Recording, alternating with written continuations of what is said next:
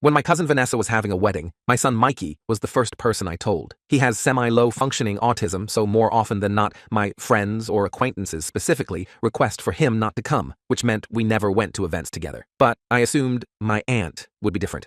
When I told him, he started jumping up and down and clapping his hands.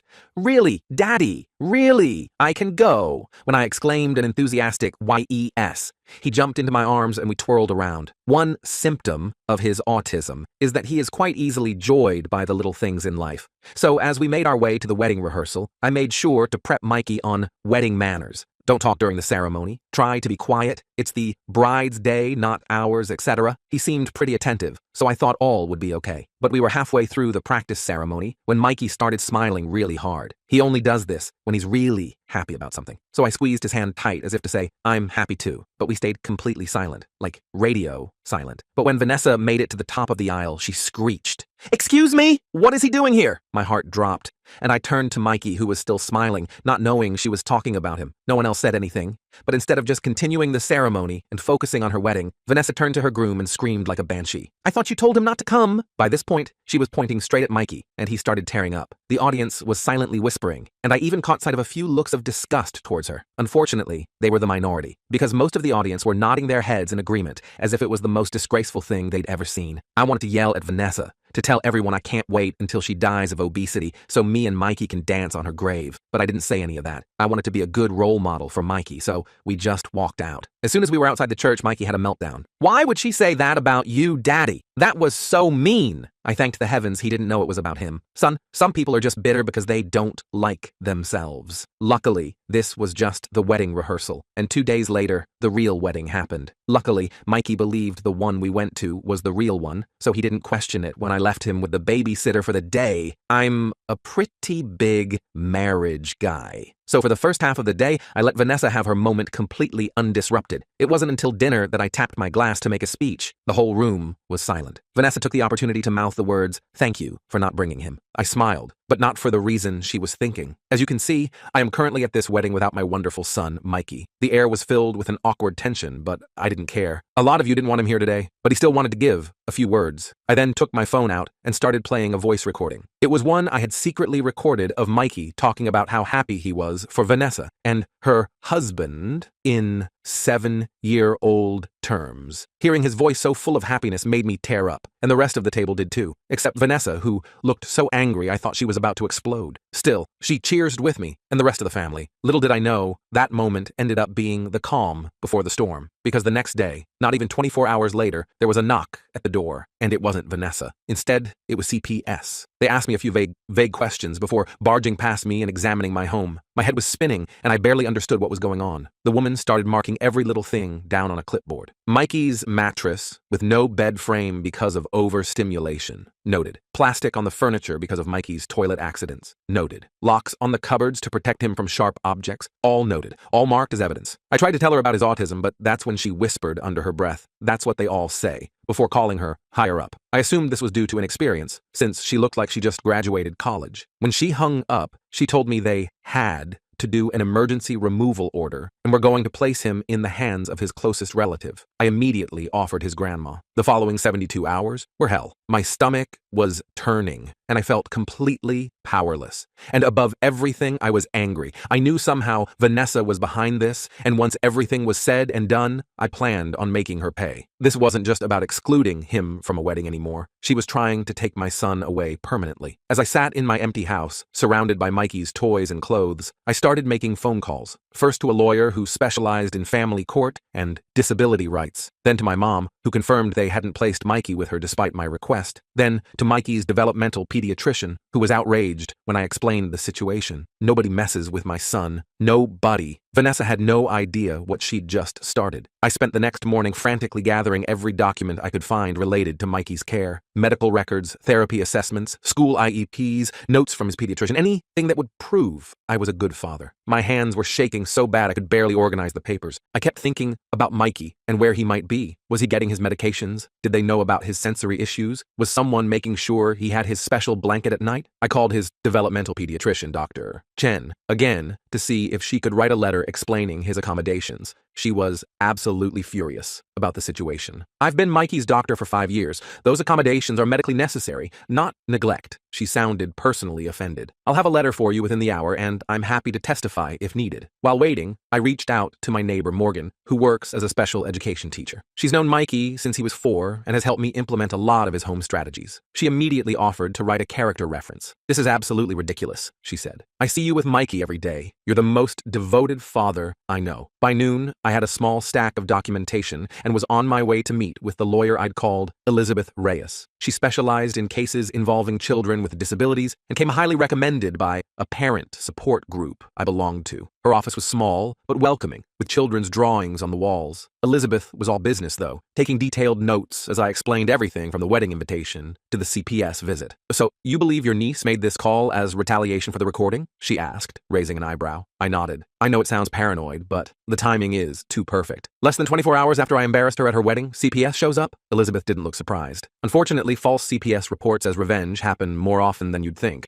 The good news is we can fight this. She explained. The emergency removal would require a hearing within 72 hours. We needed to be ready to present our case, which meant more documentation and witnesses who could vouch for my parenting. "In the meantime," she said, "I'll file an emergency motion for visitation. They can't keep you from seeing Mikey while this is investigated." I left her office with a to-do list a mile long and headed straight to Mikey's school. The principal, Mrs. Taylor, was shocked when I told her what happened. She immediately pulled Mikey's file and promised to write a letter documenting his progress and our regular meetings. "I've seen how you are with him at every school event," she told me. "Anyone who spends 5 minutes watching you two together knows how much you care." On my way home, I got a call from my mom. Her voice was tight with anger. "I just got off the phone with your Aunt Linda. Apparently, Vanessa told her Mikey had a complete meltdown at the rehearsal, and you did nothing to control him." My blood boiled. "What?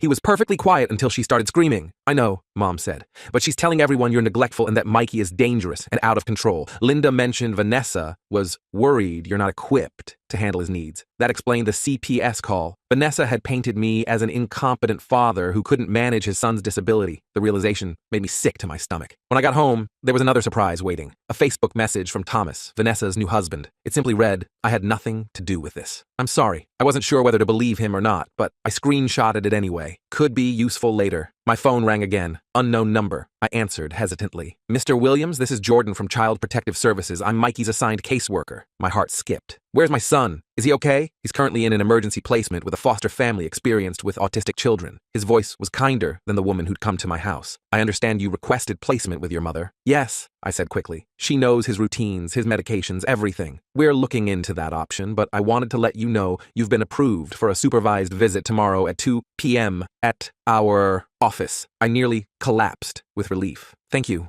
I'll be there." After hanging up, I immediately called Elizabeth to update her. She was pleased about the visit, but warned me to be careful. "They'll be watching your interactions closely," she cautioned. "Be natural, but stay calm, even if Mikey is upset. Don't say anything negative about CPS or make accusations about your niece." That night was the longest of my life. I kept walking into Mikey's room, expecting to see him curled up with his dinosaur plushies.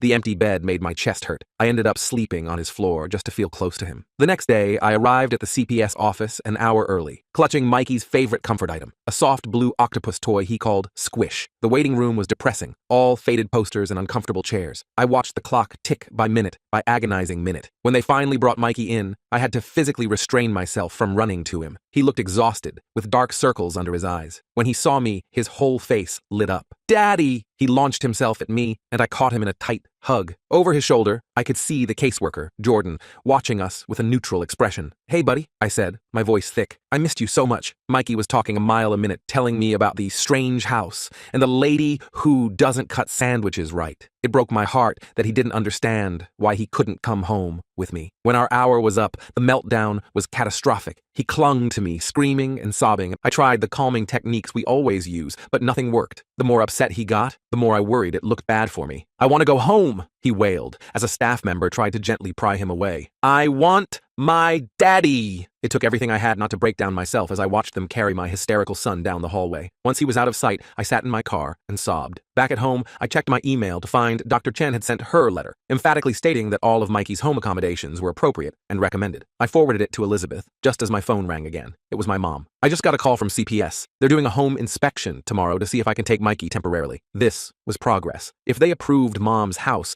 at least Mikey would be with family until we could get him home. That's great, Mom. Did they say anything else? There was a pause. Just that they received additional concerns about your care of Mikey. My stomach dropped. Additional concerns? From who? They wouldn't say, but I have a pretty good guess, she said grimly. Vanessa was doubling down. I wondered what new lies she was telling now. The thought made me angry enough to do something I probably shouldn't have. I called her directly. To my surprise, she actually answered. What do you want? Her voice was cold. I want to know why you're trying to take my son away from me, I said, struggling to keep my voice steady. She scoffed. I'm not doing anything except expressing legitimate concerns about my nephew. Mikey needs professional help. Not just you making excuses for his behavior. He has professional help. He has doctors and therapists, and he still can't behave properly in public, she interrupted. The way you let him act at my rehearsal proves you can't handle him. I was so stunned I could barely speak. He was completely quiet until you started screaming at him. That's not how I remember it, she said smugly. And neither do most of the guests.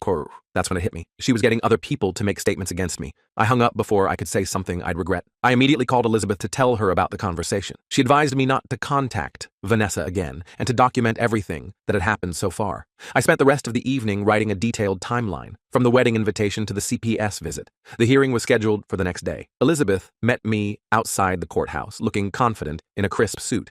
We have strong documentation, she reassured me, and Dr. Chen will be testifying by phone. As we walked in, I saw Vanessa sitting in the hallway with an older woman I didn't recognize. She smirked when she saw me. The hearing room was small and less formal than I expected. The judge, an older man named Judge Williams, reviewed the initial CPS report while Elizabeth presented our documentation, the letters from Dr. Chen, Mrs. Taylor, and Morgan, along with all of Mikey's medical records. Your Honor, Elizabeth said, the accommodations CPS flagged as concerning are all medically recommended for a child with Mikey's specific needs. They're not signs of neglect, but of attentive parenting. The CPS worker who'd inspected my house testified next, describing what she'd found. When questioned by Elizabeth about her experience with autistic children, she admitted she had limited training. And did you consult with any autism specialists before determining these accommodations were inappropriate? Elizabeth asked. Well, no, but thank you. Elizabeth cut her off smoothly.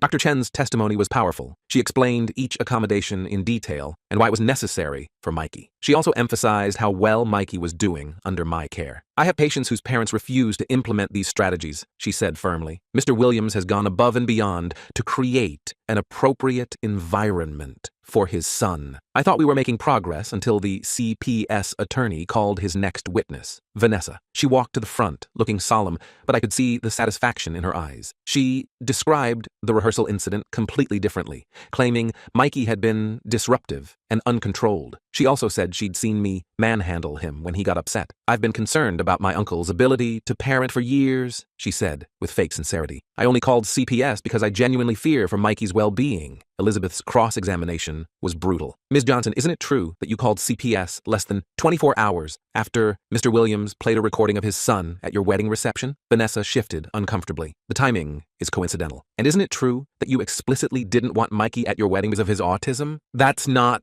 Yes or no, please, Vanessa glared. I wanted an adult-only wedding. Elizabeth smiled slightly. Yet several children were present, correct? Your flower girl, ring bearer, and at least 3 other guest children. Vanessa's face flushed. Those children know how to behave. So it wasn't an adult-only wedding. You specifically didn't want one child, Mikey, because of his disability. The judge was watching Vanessa carefully now. Elizabeth continued her questioning, establishing that Vanessa had rarely interacted with Mikey before the wedding and had no expertise in autism or child development. One final question, Elizabeth said. Did you tell your guests that Mr. Williams shouldn't bring Mikey to the rehearsal? Vanessa hesitated. I might have mentioned it to a few people. So you deliberately excluded a child based on his disability, then called child services when his father brought attention to this discrimination? Objection, the CPS attorney called. Argumentative. Sustained, said the judge, but he was frowning at Vanessa. When it was time for closing statements, Elizabeth emphasized that while Mikey's care might look unusual to someone unfamiliar with autism, everything in my home was designed for his well-being. The only evidence against my client is the testimony of a woman who has demonstrated clear bias against his son and who made this report immediately after being embarrassed at her wedding. The judge took a short recess to review everything. Those 20 minutes felt like years. I kept replaying Vanessa's testimony in my head, furious at how she'd twisted everything. When Judge Williams returned, he looked directly at me. Mr. Williams, I'm dismissing the emergency removal order. Based on the evidence presented, I see no indication of neglect or harm. In fact, quite the opposite. The relief was so intense I nearly fell out of my chair. However, he continued, I am ordering a follow-up home visit with a specialist in developmental disabilities to ensure all accommodations are appropriate. Until then, your son will be placed with his grandmother, with unlimited visitation for you. It wasn't a complete victory, but it was close. Mikey would be with family, and I could see him whenever I wanted. As we left the courtroom, Vanessa pushed past me, face twisted with anger. This isn't over, she hissed. Elizabeth put a hand on my shoulder. Actually, I think it is, she said loudly enough for Vanessa to hear. And if you make any more false reports, my client will pursue legal action for harassment. I was allowed to pick Mikey up from the foster home that afternoon. The foster mom seemed nice, but admitted he'd been struggling. He's barely slept, she told me gently. He keeps asking for his daddy and his room. When Mikey saw me, he was cautious at first, like he was afraid I'd disappear again. But when I told him we were going to Grandma's house, his whole body relaxed. And you'll be there too? He asked anxiously. Every day, buddy, I promise. On the drive to my mom's, Mikey fell asleep, clutching Squish. I kept glancing at him in the rearview mirror, still not quite believing I had him back. At Mom's house, we set up his temporary room together, trying to make it as familiar as possible. I brought his weighted blanket, his visual schedule board, and some of his favorite books. Mom had already stocked the fridge with his preferred foods. I always knew that girl was trouble, Mom muttered as we worked. Even as a child, she was a bully. I told her about Vanessa's threat as we left court. Mom shook her head. Let her try something, she said fiercely. We're ready for her now. That night, I stayed at Mom's, sleeping on an air mattress next to Mikey's bed. Around midnight, I woke to find him standing next to me, tears streaking his face. What's wrong, buddy? I asked, pulling him close. I had a bad dream, he whispered. The mean lady took me away again. I held him tight, promising no one would ever take him away. Eventually, he fell back asleep in my arms, and I carefully carried him back to bed. The next morning, I got a call from Jordan, the CPS caseworker. The specialist would be doing their home visit at my house the following day. We arranged for Mikey to be there too, so they could observe us in our normal environment. For what it's worth, Jordan said, after reviewing Dr. Chen's letter and the judge's decision, I don't anticipate any issues. I spent the day deep cleaning the house and making sure everything was perfect. Mom helped me organize Mikey's medication chart and therapy schedule to show the specialist. That evening, I got a strange text from an unknown number. Check your email. You need to see this. I opened my email to find a message with no subject line. The attachment was a video file. I clicked play and felt my blood run cold. It was footage from Vanessa's wedding reception, taken by someone at a nearby table. It showed me giving my toast and playing Mikey's recording, but it also captured what happened after, when I thought no one was watching. Vanessa was leaning close to several guests, pointing at me and clearly talking about me. The camera was too far away to catch what she was saying, but her gestures were animated and angry. Then came the decisive moment. She pulled out her phone, typed something,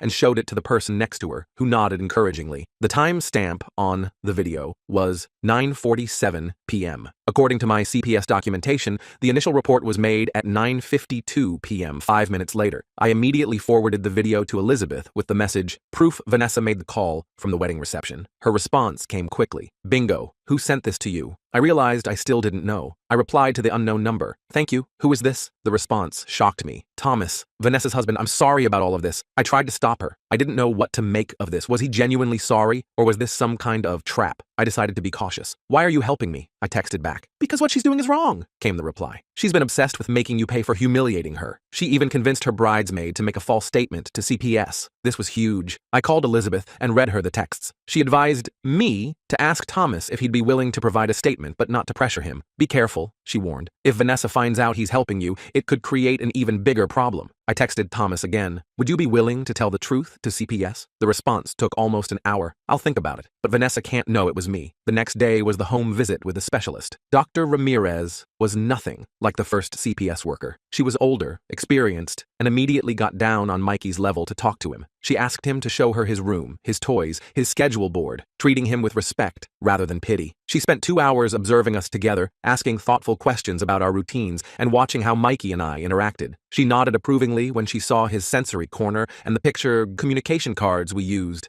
when he was overwhelmed. "You've created a very supportive environment," she told me as we wrapped up. "My report will reflect that." I felt a weight lifting off my shoulders. We were almost through this nightmare. I just needed her official report, and then Mikey could come home permanently. That evening, I got another text from Thomas. "Vanessa knows someone sent you the video. She's furious. Be careful." Before I could respond, my phone rang. It was Jordan from CPS. "Mr. Williams, I'm calling because we've received another report regarding Mikey." My heart sank. "What now?" "The caller claims you've been medicating your son unnecessarily to control his behavior." I couldn't believe it. "That's completely false. His medications are all prescribed by Dr. Chen Chen, I have the records to prove it. I understand, Jordan said, sounding tired. Given the circumstances and the judge's previous ruling, we're not taking action on this report. But I wanted you to be aware. Vanessa was getting desperate. The fact that this new accusation wasn't being acted on suggested CPS was starting to see through her tactics. But I was still worried about what she might try next. I called Elizabeth again to update her on the new development. This is actually good for us, she said. Multiple false reports strengthen our case if we need to take legal action against her for harassment. What should I do now? I asked. Document everything, and I think it's time we have a serious conversation about a restraining order. The next day, Dr. Ramirez's report came in. As expected, it was extremely positive, concluding that my home was ideally suited to meet Mikey's developmental needs and that our bond was secure and nurturing. She specifically noted that all medications and therapies were appropriate and well managed. Jordan called that afternoon. Based on Dr. Ramirez's assessment, we're closing the case. Mikey can return home immediately. I nearly cried with relief. Thank you. Mr. Williams, Jordan added, off the record, I want to apologize for how this was handled initially. The first caseworker should have recognized the specialized accommodations for what they were. I appreciated his candor, but all I could think about was bringing Mikey home. I drove to my mom's house immediately to share the news. Mikey was ecstatic, jumping up and down and flapping his hands, his way of showing extreme happiness. Mom hugged me tightly, tears in her eyes. I knew they'd see the truth, she whispered. As we packed up Mikey's things, my phone buzzed with a text. It was Thomas again. Just heard CPS close the case. Vanessa is planning something else. Watch your back. I stared at Thomas's text for a long minute, my hands starting to shake. Just when I thought the nightmare was ending, Vanessa was planning something else. What the hell did that even mean? I deleted the message and shoved my phone in my pocket, not wanting Mom to see how freaked out I was. Mikey was buzzing around the bedroom, happily packing his dinosaur toys and chattering about going home. Daddy, can we get ice cream on the way home? The kind with the rainbow sprinkles? Mikey was practically vibrating with excitement. I forced a smile, trying not to let my new anxiety show. Absolutely, buddy. Extra sprinkles even. I ruffled his hair as Mom gave me a knowing look over his head. Everything okay? She asked quietly, while Mikey was distracted with organizing his stuffed animals by size. I hesitated, then nodded, just ready to get him home. We loaded everything into my car, and Mom gave Mikey an extra long hug. I thanked her about 50 times for everything she'd done. The drive home was filled with Mikey's excited chatter and, as promised, a stop for ice cream. Walking back into our house together felt surreal after the hell of the past week. That night, after getting Mikey settled back into his own bed, I sat down at the kitchen table and tried to think. Vanessa clearly wasn't finished with us. I couldn't keep living in fear of what she might do next. It was time to go on the offensive. I called Elizabeth first thing the next morning while Mikey was eating breakfast. I need to know what my options are here, I told her. Thomas says Vanessa is planning something else against us. Elizabeth didn't hesitate. We have multiple documented false reports now. That's harassment, potentially defamation, depending on what she's told people. We could file for a restraining order or even pursue civil damages. I just want her to leave us alone, I said, watching Mikey carefully arrange his cereal in patterns only he understood. What's the fastest way to make that happen? Let me draft a cease and desist letter. Coming from a lawyer, it might be enough to scare her straight. And if not, it establishes a paper trail for further legal action. I agreed, and Elizabeth promised to email me the letter by end of day. Meanwhile, I called Dr. Chen to update her on the situation and scheduled an appointment to get Mikey back into his routine. With Mikey back at school the next day, I tried to settle back into normal life. His teacher, Mrs. Wilson, had been amazingly supportive through everything, sending home activities during his absence and making his return as smooth as possible. She pulled me aside during drop-off. I just want you to know we're all on your side here, she said. The whole staff knows what happened.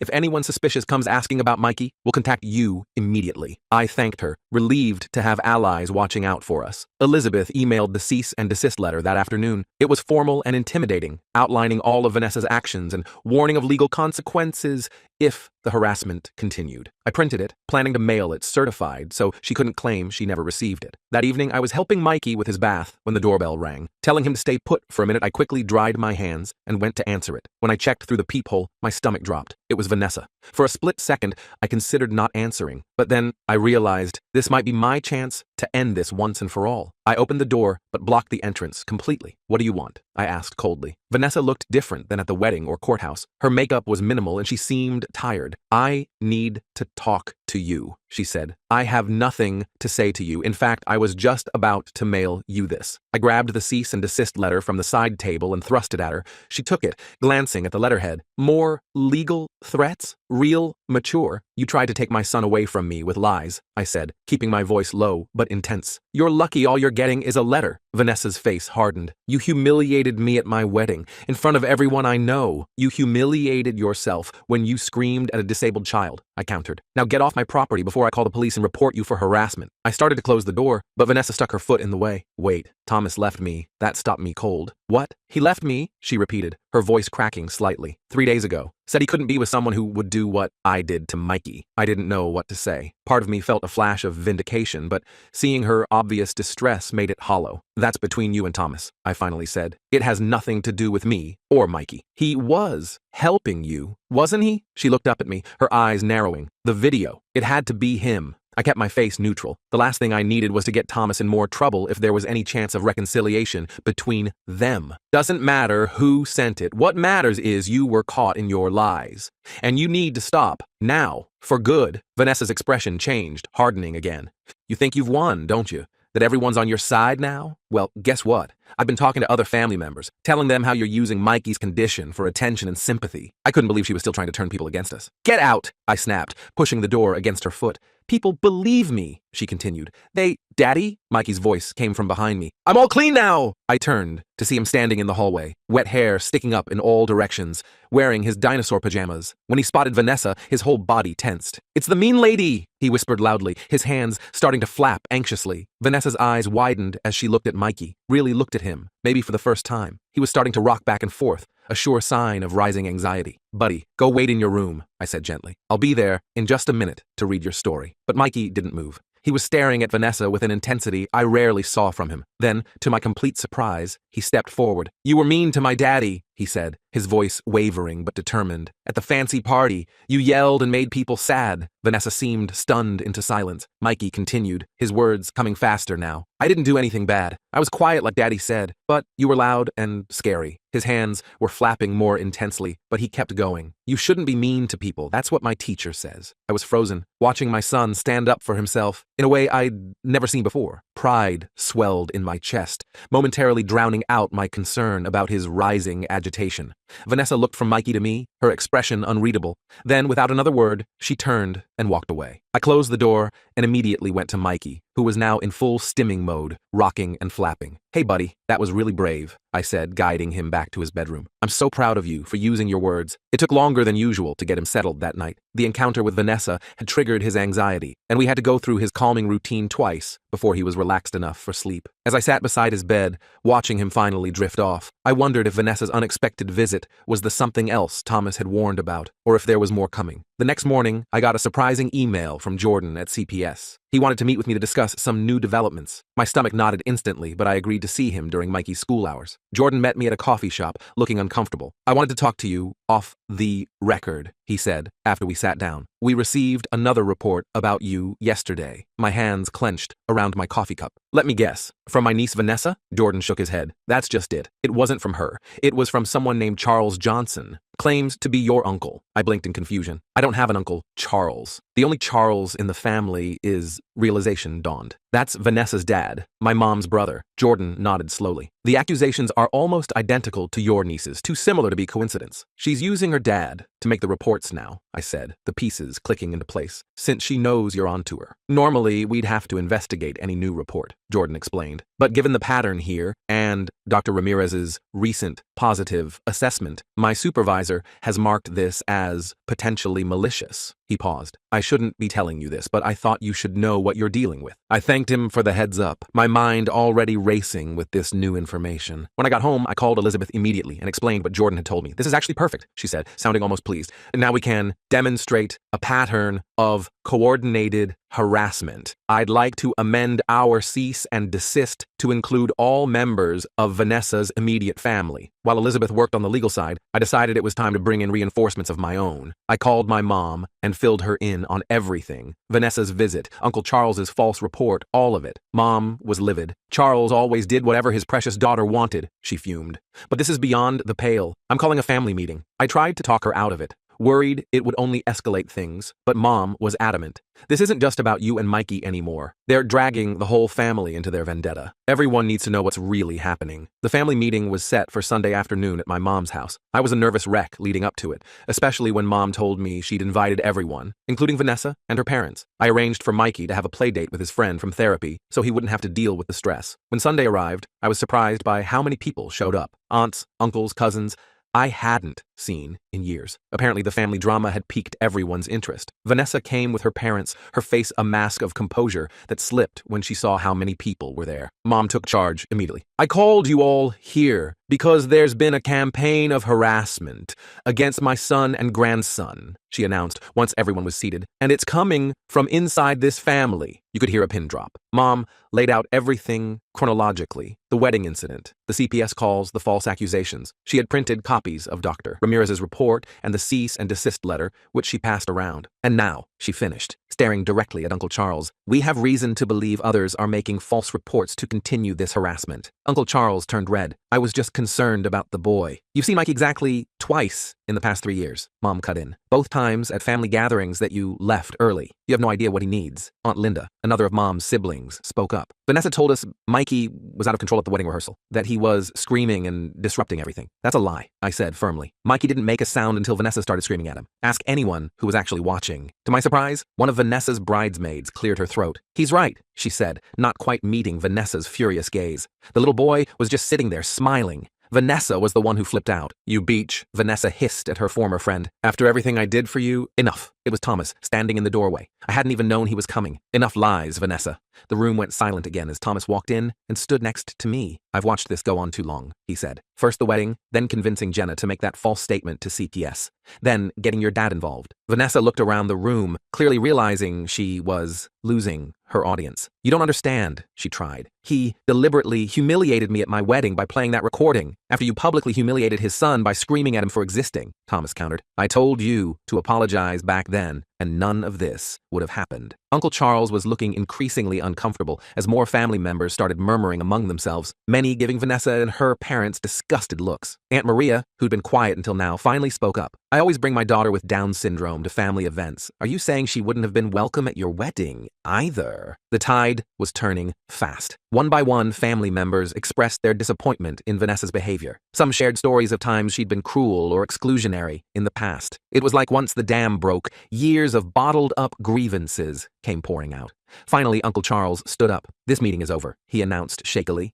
Vanessa, Linda, we're leaving. But before they could go, my mom stepped in front of the door. Not until I make something perfectly clear, she said. If any of you make another false report, contact CPS, or spread lies about my son or grandson again, I will personally make sure every person in this family knows exactly what kind of people you are. And we will pursue every legal option available to us. The room erupted in supportive agreements. Vanessa looked around at the unified front against her and finally seemed to understand she'd lost. Without another word, she pushed past my mom and left, her parents hurrying after her. Thomas stayed behind. I'm sorry I didn't stand up to her sooner, he told me. I kept hoping she'd come to her senses. I nodded, still processing everything that had just happened. Thank you for coming today. It made a difference. In the days that followed, the family rallied around us in ways I never expected. Aunt Maria invited Mikey for a play date with her daughter. Uncle James, who I'd barely spoken to in years, called to ask if Mikey might like to try fishing at his lake house. It was like Vanessa's attempts to isolate us had backfired completely. Elizabeth called a week later with good news. We've received formal written agreements from Vanessa, Charles, and Linda that they will cease all communication about you and Mikey, direct or indirect. They've acknowledged that any further false reports will result in immediate legal action. So it's really over? I asked, hardly daring to believe it. It looks that way, she confirmed. How are you and Mikey doing? I glanced out the window where Mikey was playing in the backyard, carefully examining bugs with a magnifying glass, completely in his element. We're doing great, actually. Better than before all this happened. And we were. The whole ordeal had been terrifying, but something unexpected had come from it. For the first time, Mikey was truly included in the family. People who'd previously made excuses not to interact with him were now making efforts to learn about autism and accommodate his needs. 2 months later, we attended a family barbecue at my cousin William's house. Mikey was nervous at first, clutching my hand as we approached the crowd, but then Aunt Maria's daughter spotted him and ran over, grabbing his free hand. Come see the sprinkler. It's super splashy, she exclaimed. And after a questioning look at me and my encouraging nod, Mikey let himself be led away. I watched him playing with the other kids, his happy flapping, drawing curious but kind questions from his cousins rather than stares or whispers. Someone handed me a beer, and I turned to see Thomas. He seems to be having a good time, he observed, nodding toward Mikey. Yeah, I said, feeling a deep contentment I hadn't experienced in a long time. He really is.